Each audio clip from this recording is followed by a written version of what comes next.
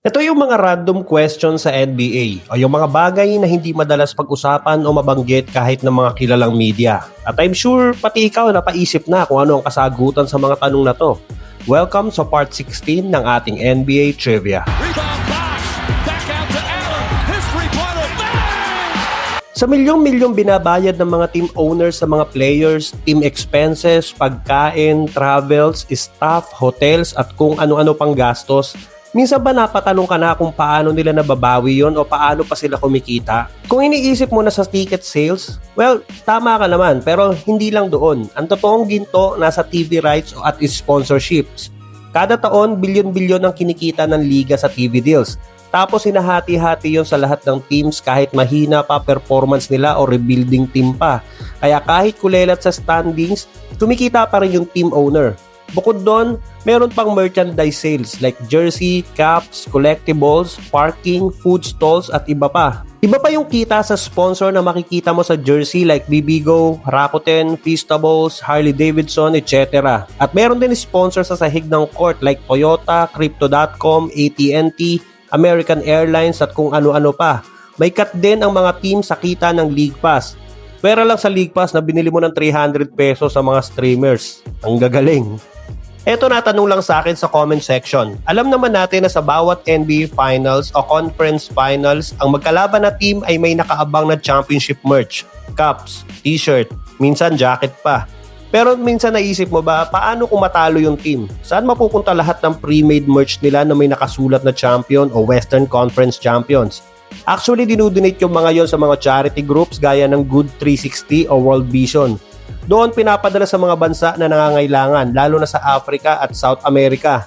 Kaya huwag kang magulat kung may makita kang bata sa ibang bansa na nakasuot ng shirt na 2016 NBA Champions Golden State Warriors. Pero may kasunduan yung NBA teams at charity organization na lahat ng sobra at talunan na merch ay donation only at never for sale. Para iwas kalituhan nga naman at hindi maganda sa mga brands like Nike or Adidas na kumakalat yung maling champion merch. Alam mo ba kung saan napupunta ang ticket sale sa isang game? Kung sa boxing ay hati ang dalawang boksingero sa gate sales like 60-40 or 70-30, sa NBA lahat ng ticket sales ay napupunta lang sa home team. So halimbawa ang Lakers o Warriors ay dadayo sa isang rebuilding team o small market team like Portland.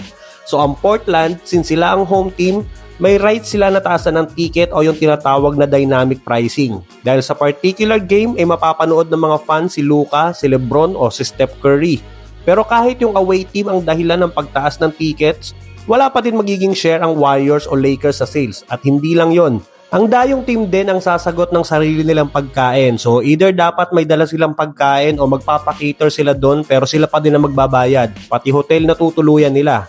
So literal na binisita mo sila pero hindi ka ituturing na bisita. Parang bala kayo dyan. Alam natin na bawat NBA team ay may sariling practice facility. Pero naisip mo ba kung saan nagpa-practice ang mga away team pag dumadayo sila?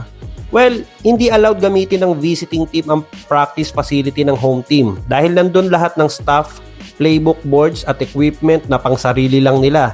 Kaya ang ginagawa ng mga bisitang team, doon sila nagpa-practice o nagsushoot around sa mismong home court ng kalaban. Ang parehong team ay may nakaschedule na paggamit ng court.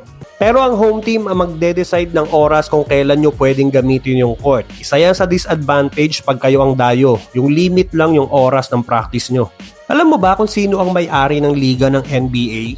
Kung iniisip mo na si Kume Adam Silver, well, mali.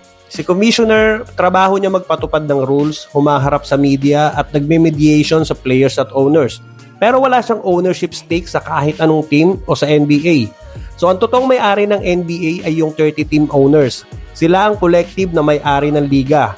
Bawat isa may hawak na franchise at sila rin ang bumuboto kung sino ang uupo bilang commissioner. So parang yung 30 team owners din ang nagpapasahod kay Kume na kinukuha din naman sa kita ng NBA. So kung matatandaan mo, noong 2011 ata yon, hindi ako sure, nung pinigilan ni dating Commissioner David Stern ang trade ni CP3 papuntang Lakers para makasama si Kobe. Ang rason kasi, ang NBA pa ang pansamantalang may-ari ng New Orleans Hornets noon. At gaya ng sinabi ko kanina, yung 30 team owners ang totoong may-ari ng NBA. Kaya may theory na hindi si David Stern lang ang nagdesisyon, kundi yung ibang team owners din na natakot. Kasi isipin mo nga naman kung natuloy yun.